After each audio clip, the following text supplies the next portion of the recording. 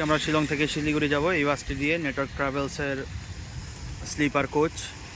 আমাদের টোটাল ভাড়া পড়েছে 1300 টাকা করে পার পারসন।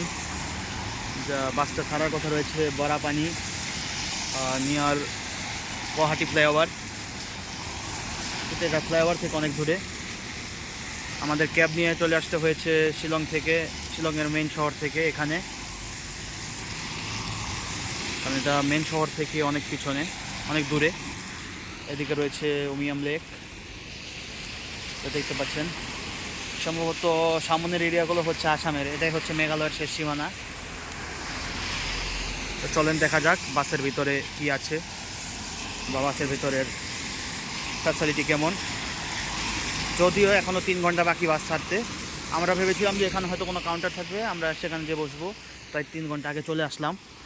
কিন্তু এখানে এসে দেখি এটা একটা জনমানবহীন জায়গায়, শুধু বাস আর বাস দাঁড়িয়ে আছে, কোনো কাউন্টার নেই।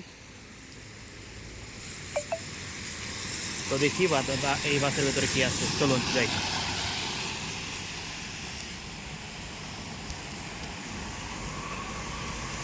এখানে আগে বসে আছে লিখন,